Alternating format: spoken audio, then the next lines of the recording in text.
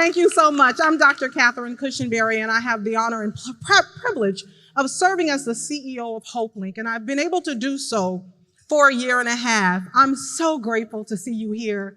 For those of you, thank you. For those of you who are back in the Maiden-Bauer Center after 3 years, welcome back home. Yes, and for those of you, if it's your very first time with us, we want you to find home with us. We want you to get cozy because there is such important work to do in this community, and we will need all of you. I want to pause and not only thank and welcome you in the room, I also want to thank those of you who are joining us virtually. Hi, I don't see you, but I know you're there. Good to have you here, and I want to take a moment to honor my mother, Matilda Cushinberry, who is watching from Memphis, Tennessee. Hey, Ladybug. Hey, Mom. It's important for me to honor you because it is because of you that I stand here in this space, in this place, for every sacrifice that you made for me and for everything you did, every piece of wisdom. Thank you.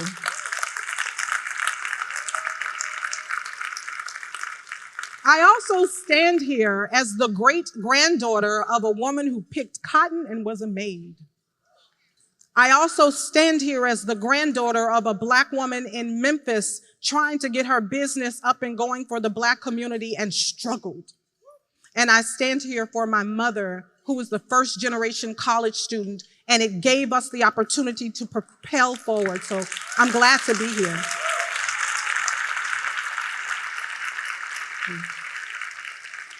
For me, home brings up memories of the place where I could practice. I used to play the clarinet.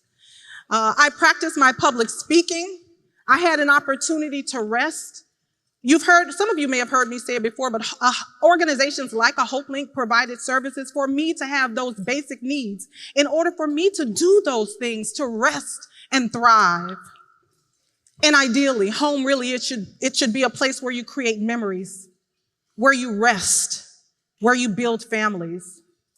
But all of that is threatened when you don't feel secure, when you aren't warm, when you have medical emergencies. All of it is at risk.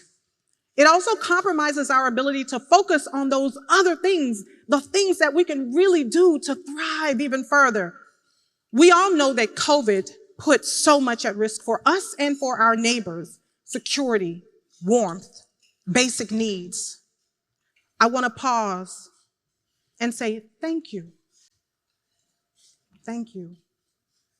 It's because of so many of you in the room today that we were able to, in partnership, lean in to support our community through one of the most trying times in its history. Thank you. As a result of us leaning in together, Hopelink, with you in partnership, provided 6.4 million pounds of food,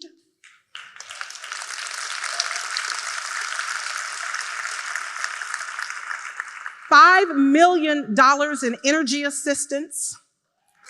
It's huge. We saw a 74% increase in average income from entry to exit for those in our employment assistance program. We housed 359 people. I got a couple of more to go. 792,000 trips for transportation and other services through transportation, and 37,000 were Medicaid clients who were transported in 2021.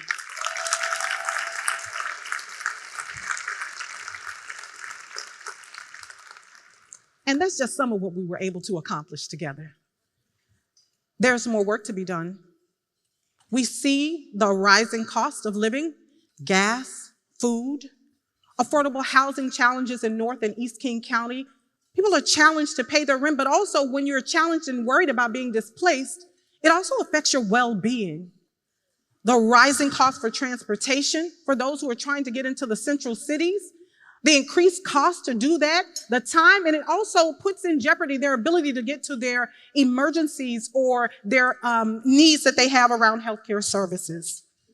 These challenges are complex, They're interconnected in a one way of doing something, a one-size-fits-all approach. It just won't do.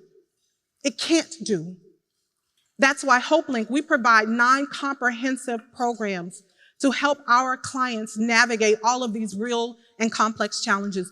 The programs are energy assistance, food assistance, housing, employment services, adult education, financial assistance, family development, financial capabilities, and yes, transportation. Today, though, we're going to hone in on just one of the 9. And if you look at the centerpiece on your table, you will see a house. That's because we're going to hone in today on one of the programs, and that is housing. And at Hopelink, we know that housing is a right. It is a human right.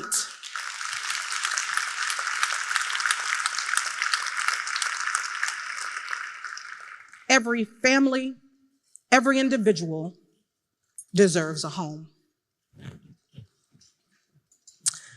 Today, we welcome you back home to the Meydenbauer Center.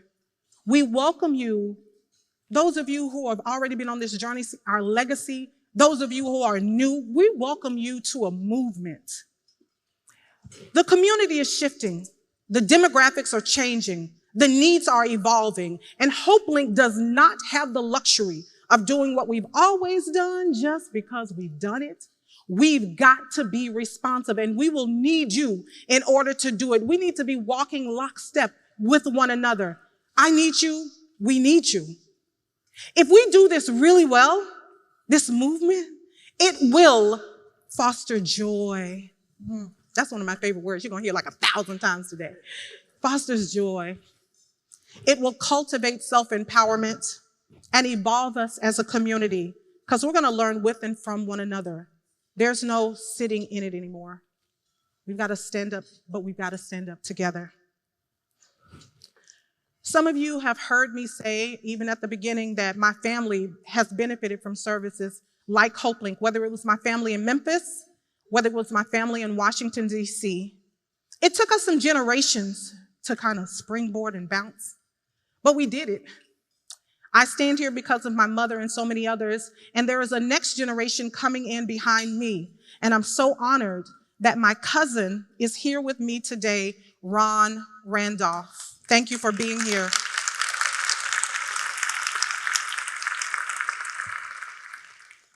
He's successful. I'm proud. I go to his closet and shop. He's successful. But that's what it's all about. It's about us doing this work in the way that we're supposed to do it, and we do it really, really well to make room for families, whether it's one generation ahead, in the moment, or generations. That's what we're doing it for. And I'm thankful for those who did it for me and my family, and when we all do it well, we do it for other families. So Emily mentioned to you that you have a flag, a couple of flags on your desk. Ron, I want you to grab the one on our table. If y'all give Ron one. I'm going to say some names, first names only, so it's probably a few of you that share that name. You can either raise the flag if it's near you or wave your hand.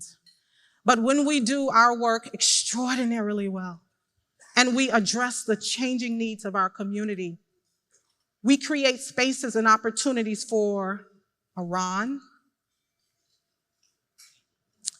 an Erica, Byron, Dan, Rashetta, Nikath, Brittany, Mark, Monka, Jeff, Dr. Catherine Cushinberry. And now, if you'll just kind of raise your hand and think of your own name. Raise your hand if you're not eating. When we do this work really well, the seats that we're sitting in, the opportunities that we have right now, thank you, we're creating the spaces and opportunities and access for others to sit in the very seats we sit in. If we do this well, this won't be large enough to hold us, because we're doing it really well to create those opportunities. I am so grateful for everything that you do on behalf of this community, what you do in partnership with Hopelink. I thank you so much. You're home. You've been welcome, those of you who are new. You're home. And we're glad to have you here. There's beautiful work ahead. I'm honored to stand here as the CEO. I also want to pause and say hello to my partner in this work, my COO, Jeff Crump. Hello, Jeff. Hi, virtually. And his wife, Natalie. We miss you. Your presence is missed. They had a COVID exposure, very proximate. And so thank you for respecting this space and for your partnership. To everyone, welcome home. Enjoy. You all could be doing something else with your time. You all chose to be with us, so let's have a good time while we're together. Is that okay? Can we do that together? Beautiful.